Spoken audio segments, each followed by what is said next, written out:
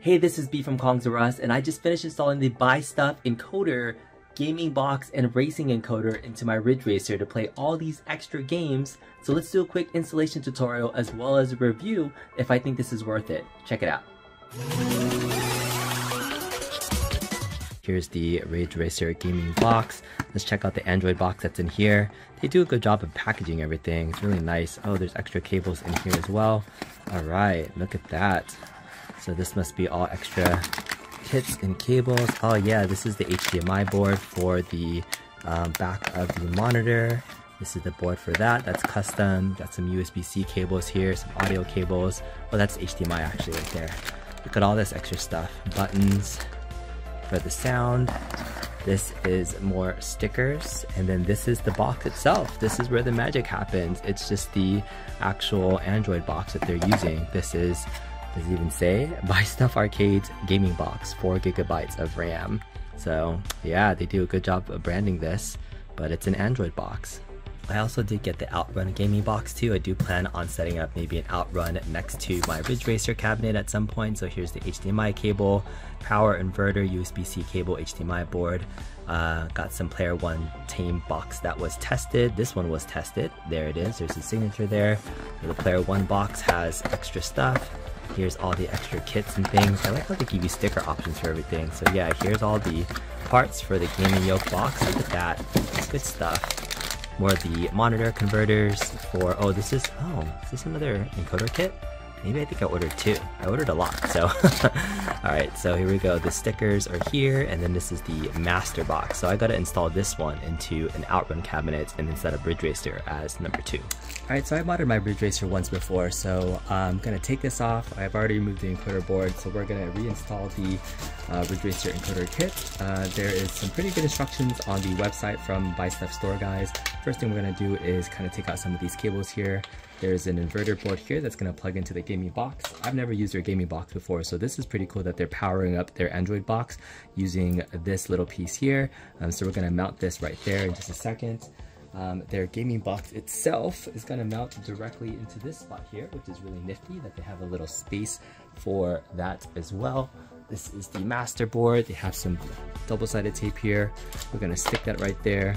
I think they said the HDMI cables and stuff should be pointing out this way, upside down, and then the USB cards kind of sticking out this way right here. So these are just different places to put them. This is for the Ridge Racer Arcade, so let's go ahead and get these on real quick. Okay, this is the inverter board that's going to plug into this spot right over here. So there's a plug right on top. Just want to make sure I clear the space so that we can put the cover back on, which is pretty cool. Let's go ahead and mount this one down too.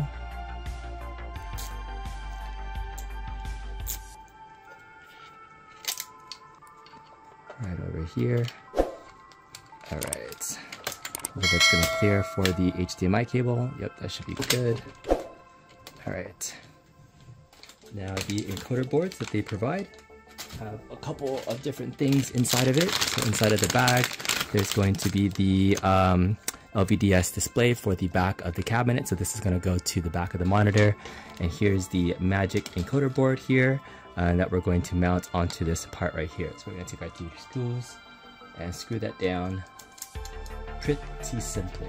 These guys did great work creating a custom encoder board for your Ridge Racer mod or Outrun. This is definitely much more plug and play than the original Geek Pie encoder mod that I was doing previously. Definitely recommend not using a drill, but you know, try to get this done as fast as possible. Alright, so here is our power. I'm gonna plug this into this red cable right here. This is the red power for the gaming box. I'm gonna start plugging in everything else.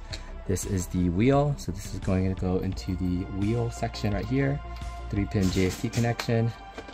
This is the rumble motor right here, which is this green box. We got our power switch, just gonna go here. This is the volume switch cable, which is another 3-pin JST. It's gonna go into this toggle section area here. We have shift up and shift down. So you just have to be able to know which one does what. Shift down is going to be this bottom one here. So we're going to just tug this one real fast so we know which one is shift down. So that is shift down. Your wire colors may vary different from each other, so definitely double check your buttons before you plug them in. And then these buttons here are start, B, and A. So again, just follow the wires here. This is a brown color here. This is start. It's gonna go into this one. And then you have B, which is this blue one here for me. Let's see, it says B right over there. And then A has two different slots right here. So this is my A slot. It's gonna go into A1 or A right there. That's pretty much it. We got our pedals, which are gonna come in from the case that we just had. So this is going to mount into here for the pedal section. We're not going to be using the audio cables for this portion here. So yeah, that's pretty much it. They also recommend kind of cutting out to this little hole here so we can soak some of the wires through. We need to get the audio and HDMI through those sections right there. All right, let's still plug in some other different cables here. We have the encoder has a micro USB slot that comes out from here, and it's going to plug into your gaming box right here. They were recommending in the installation video to kind of test out the encoder board, that I make sure it works with the PC. I'm going to trust the guys and make sure that it's all good ahead of time and see if it works out okay. So we're just going to plug that in there, like how they use a USB-C there, instead of micro USB.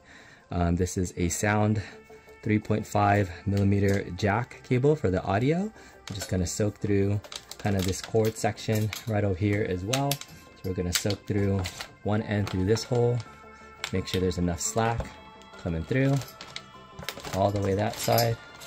We're going to plug in the audio cable right over here. Let's do that.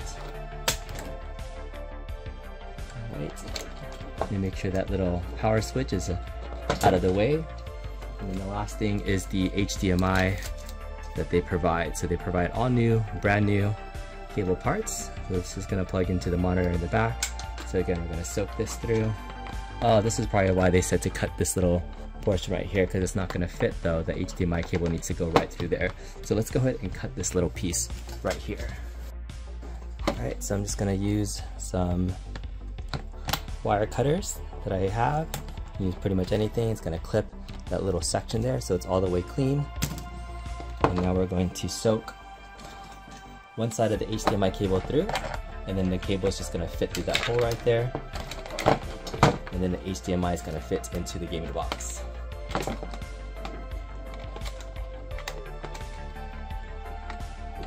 Alright, that's pretty much it. Push all of our cables and things through. Alright, just make sure we can put our box back on. We're going to screw this back in. Next up, I've already removed the PCB as well, and this is the custom LVDS to HDMI converter board that they made. They already mounted onto this plastic piece back here, so it's pretty nice that it's already kind of mounted. You don't have to worry about the board touching the metal plate, which could potentially short it out. There's two screws right here for the bottom portion that I'm going to be screwing these into. So it kind of fits right underneath here, under these two screw holes. So I'm going to screw them in right there. Alright, now we're going to just finish installing the rest of the cable portions. The connection for the LVDS 30 pin, the red wire is going to go on the left hand side, so the 30 pin cable goes there. Make sure you line up all your pins, you're not missing anything. That's really important to not miss any of those. This is the power connector here. It's going to power and plug in right over there. And then you have this extra piece here, which is the kind of controller board for this. You're really not going to need this portion of it. It kind of just hangs, but that is the power volume switch, and to get into the menu for this monitor that is now able to connect via HDMI. We're going to plug in the stock power cable there and then plug everything else in, and we'll be ready to go. Alright, let's plug in everything else. This is our stock power adapter here. We're going to do some testing before we close everything up. But the power supply has a bunch of different cables coming out of this. This is the custom connection point into the PCB that they provide. So the first thing we're going to do is plug this big one into this cable there. That's the stock power supply. There is another kind of input here that is a female connector. This is going to go into the marquee plug right over there. And then they will have another final plug that's going to come out and plug directly into the video encoder. Lastly, let's plug in the HDMI that's coming out of the board into the HDMI board. A couple of the caveats here. Unfortunately, with this particular setup, there is no way to use the stock screen or speakers in this particular setup. You're going to need some external speakers to be able to use this. So this is the audio cable for the external speakers that you're going to need. If you do use a cable like this is the LVDS board that you can buy from Amazon. It does have some speaker outputs, but you'll need to do a couple different things to power it. So there's a 4-pin connector here, which you can wire into kind of a female 3.5 jack there. If you use these speakers, they're not going to be powerful enough, but I have wired these stock speakers to plug into this powered amp, and it does provide some decent sound. So that might be the option that I go for. If you're going to use this that big buy stuff store provides, you will need some external speakers, like some Logitech speakers that you can buy. It could be like 20 bucks. You can stick them on the inside of your cabin, on the outside. So that is the only downside with the kit here, is that you can't use the stock audio speakers unless you get an amp and then wire them into an amp, and then you plug it into that. So as mentioned, I switched back to the VSDisplay adapter that I normally use that you can get from Amazon for about $25 or so. And the main reason why I like this one is that I can reuse these stock speaker cables by creating an extra different cable to connect this into the 4-pin power adapter there. So while the Buy Stuff Quote store made their own version of the VSDisplay adapter, you would need an external sound device like speakers or something. So it's probably even worth it if you buy this setup from them and just buy some $20 speakers. I don't know, I just like to reuse the stock stuff as much as I can. So I went back with this particular VSDisplay adapter, and what you need to do is create an adapter where you can create a 3.5mm female adapter, and has these 4 kind of wires split out, and this is a 4-pin JST PH adapter that you pretty much just wire these together, splice the red, yellow, and white wires together. They just kind of match up, and then the green and the yellow wires go together. And once you have that spliced up, normally what I do is just use a little bit of heat shrink until I have something like this, and then this is my completed cable where I can plug this 4-pin adapter directly into the VSDisplay, and now my stock speakers can plug into this, and the HDMI out from the actual device will plug into the VSDisplay and produce both audio and video. So this is an option. If you want to reuse the stock speakers, you can use this VSDisplay adapter with this particular adapter. I'll leave some links in case you want to build this on your own. It might not be worth it just to make one, but I really like the option of reusing the stock stuff as much as I can. So that's just an option for you. Alright, now that everything's plugged in, you should be able to turn on everything on with just the press of the on button.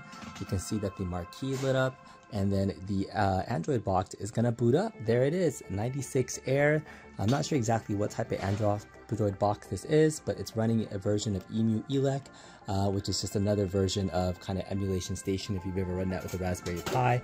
So here it is, EmuElec with an Android box. It's going to be running a version something very similar to Emulation Station, or you know, running RetroArch. There's the Buy Stuff Arcades logo. Beautiful, beautiful there. Let's check this out. I'm really excited to see the plug and play nature. That installation was super simple and easy, and it's loading up the games list right there. Very nice, look at that. All right, so it looks like the controls, again, I didn't do the setup earlier to test if it works, but I assume this is the up. Okay, yeah, so there it is. So this is going to be your up and down to navigate the menus. Very nice. You have all games, your favorites, last played, networking games, Outrun, racing, Ridge Racer. So those are your games. Let's make sure the Out game or Ridge Racer games are working. So your A button should be your select button. That's going to move you into menu to see the different types of games. So there's Ridge Racer Type 4, Ridge Racer 2, R64, Ridge Racer Revolution. Nice. This is your back button, so you can do that. Let's check our Outrun playlist, because that's the other big tab we have. Outrun 2006, very nice, running the PSP version. Outrunners, Power Drift, and Rad Rally. So that's the back button.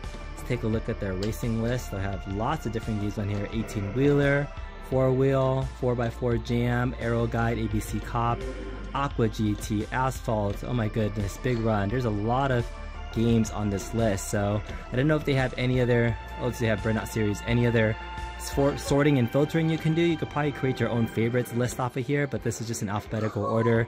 Got Cars, Carmageddon, Chase HQ, and it's a combination, now that I'm looking at it, of both arcade games and console games. So there's a lot of PlayStation games. I see some Dreamcast games for Crazy Taxi. The Cruisin Exodia and Cruisin World are N64 versions. Daytona USA is a Dreamcast version. Demolition Derby, Demolition Racer, these are some PlayStation games here. N64. There are some classic arcade games running MAME as well too. So I think that was one of my only pieces of feedback for the system. I think these games are great. This is a great playlist, but it is a combination of both console and arcade racing games. But hey, if it works, it works. This was a very easy kind of plug and play solution to be able to get all these different games on your cabinets. Very, very much an upgrade. Hydro Thunder, right? But it's running the Dreamcast version there. Indie Racer, Mario Karts, Monster Jam. This is a big, big list of stuff. NASCAR, Most Wanted. So they have the Outrunners on a different list. I might even think about, you know, if possible, they could break down this big, big racing list into smaller lists. Maybe even categorize it by the console type, so that way you can search it a little bit easier. When I look at playlists myself, I think some of these big lists are hard to navigate through, and you end up kind of like Netflix, just going through all of them. So that might be something I would recommend, is trying to break up this list a little bit more further. You got your Rushes, you got PlayStation versions of Rush and Dreamcast versions of those. Sega Rally, Sledstorm, Slipstream's a fun game. South Park Rally, that looks fun. It's a console game right there. Speed Devils. So yeah, there's some games I've never even heard of. Pod Racer, I love this game. This is on the Dreamcast. Hardcore Beat. Turbo, gotta go Turbo. Twisted Metals, your Wave Race 64s, and then 18-wheeler back again. So that's the whole racing playlist there. My goodness, they even have a whole list of games that can be networked together. So apparently all these games here have the ability to network and play multiplayer. So if you have two of these together, I assume that every single one of these games here, you can play networked with another cabinet and play two-player racing side by side. So this is really cool, that the fact that you can able to network these on a separate playlist. I like that these are separated out of the whole list, so that way you can compete with friends across your network, and they provide you a whole gaming box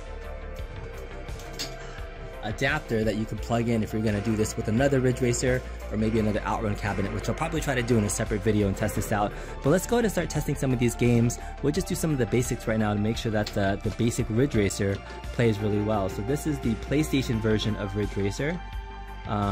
These are all the PlayStation versions. I'm wondering why they didn't put the arcade MAME version of Ridge Racer on here, because it usually plays okay, but we got to test it out. So let's play the marquee game Ridge Racer and see how it plays. It's loading. I can actually play this. Oh, this is fun. Look at that. On a loading screen I can play Galaga. Haha, because it's produced by Namco. That's fun. So that might be a little fun thing. Okay, start, car select. That's the start button's working okay. So here's the PlayStation version of Ridge Racer. Alright, gas is working. There you go. Graphics look okay. I mean, maybe very similar to the arcade version. So yeah, that was easy to jump into it. Ridge Racer on PlayStation was a pretty marquee game. I remember Sony having a whole thing about playing Ridge Racer, and I think a lot of people remember playing this more on the PlayStation than actually in the arcade itself. So yeah, it plays really well. Wheel sensitivity is pretty good. I didn't really adjust or calibrate anything. This is manual version, or sorry, automatic.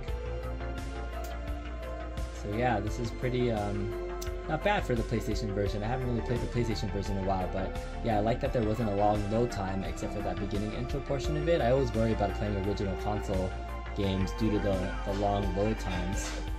But yeah, this is playing pretty well. So yeah, you can play Ridge Racer straight here. This is great. Alright, cool. And to exit a game, they have this as your coin button. So if you move the volume to the right and press the start button, that's going to exit your game. So that's just like when you hit start and select.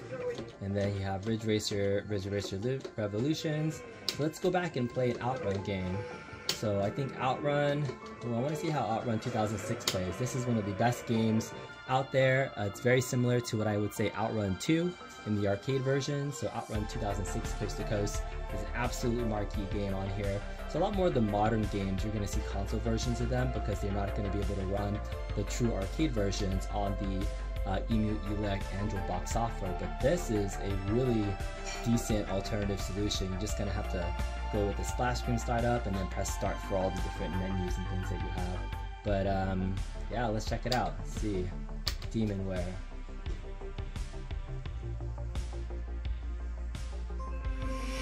Alright, there's a start button. Continue. Just drive. I just want to drive. That's the bad thing about playing these consoles, that you have to go through all the menus just to get to the game. Alright, here it is. Okay, and it's playing on a 16:9 screen, so it does kind of like change the ratio a little bit of the screen. So it's not too bad. I think this is the PSP port version of the game, so PSP graphics aren't too bad. Yeah, much more modern version. Controls are working really well. Let's see if I can drift. Yeah, there it is. You press the brake down. That allows you to do that amazing drifting. Yeah, that's good stuff right there. Okay, alright, I'm impressed. I'm impressed that you can play this game pretty well. The PSP version, I really like playing the Techno-Parrot version of Outrun 2. That's like my go-to for many things that I play. But this is playing really well for the PSP version. Controls are really smooth. I mean, the Ridge Racer wheel feels much better than the Outrun wheel. The pedals are pretty sensitive when you're pressing it down. So it's pretty much emulating an Xbox controller, and definitely has the sensitivity pretty much dialed in. I didn't have to calibrate or do anything for this.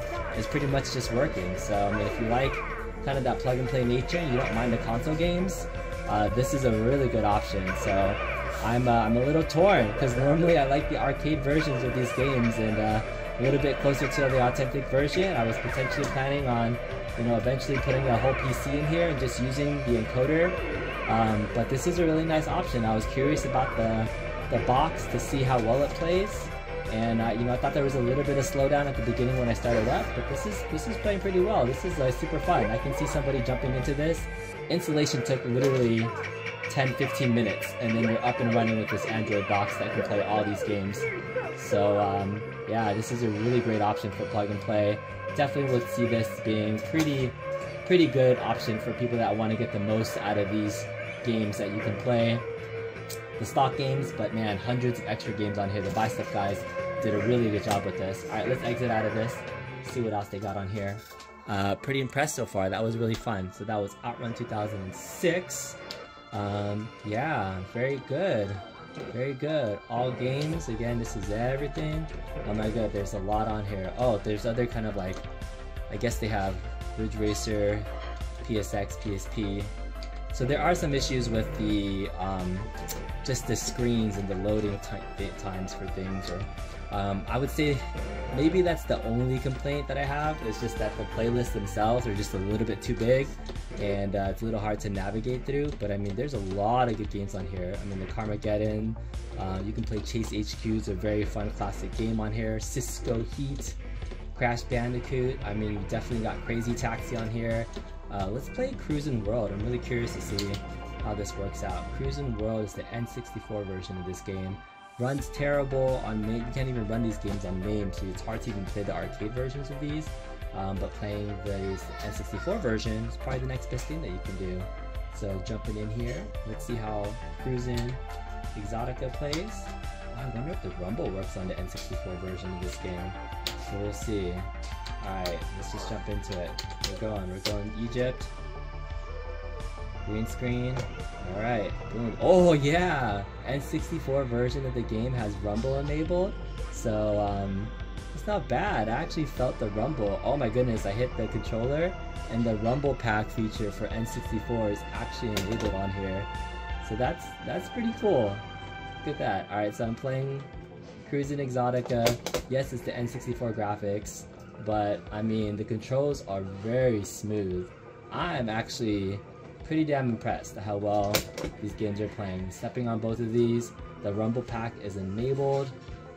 Hey, I'm impressed. The simplicity of this box so far, in terms of using it. I've been a PC guy pretty much, you know, my entire emulation career. I really haven't ventured out into Android boxes and, you know, going deep into Raspberry Pi mods and things.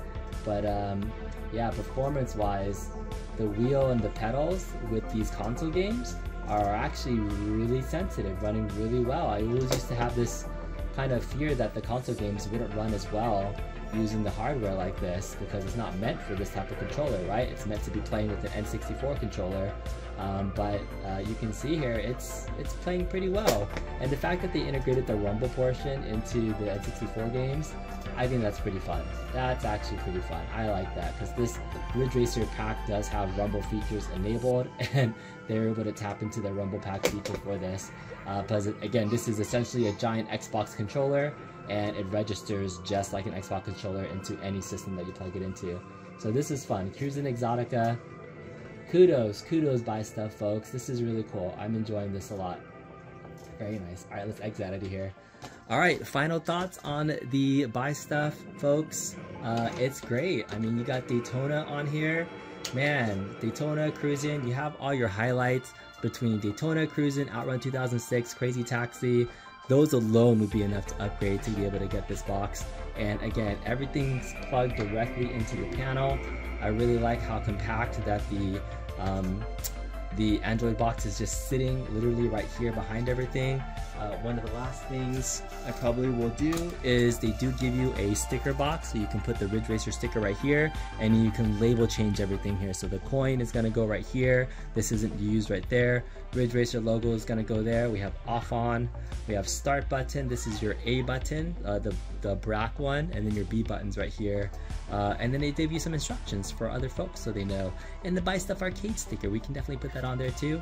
But let's see how some Daytona works, and then we'll end this video. But for, my goodness, there's a little bit of slowdown, if you can kind of see, a little bit of stuttering. But I mean, for what you're getting, this is a great system. I'm very happy, pretty impressed. Alright, let's go. And Daytona. Yeah, so this is the Dreamcast version of Daytona, but it's playing full screen. It's playing really well. There's even rumble, like when you run into somebody, I'm feeling the rumble pack moving as well. That's pretty freaking awesome right now. Can I go faster? No, it's on automatic right now. I'm just... Alright, I had to step on the pedal a couple times to get it going. Oh no. Go. Go. Checkpoint. Alright, got 18 more seconds. Yeah, for some reason I was stepping on the gas pedal and it wasn't really accelerating that well. I'm only at 105 miles per hour. I wonder if I can actually... Am I in manual mode? Oh, I think I'm in manual instead of automatic. I think that's the main reason. Right? Oh, that was terrible. Anyways, I gotta double check that and see what happened. Maybe I selected the wrong thing. But anyways, you can play Daytona on here. Buy stuff, guys, thumbs up. I guess when you exit this, you're gonna press the start button. Normally when you shut down, I always recommend shutting down your entire system to make sure that the Android box is completely off. Once everything is turned off completely, then you can go ahead and flip your switch once you see the signal. Boom, that's it. Hope you guys enjoyed this video. If you did, give it a thumbs up, and we'll see you next time. Good stuff, buy stuff, guys.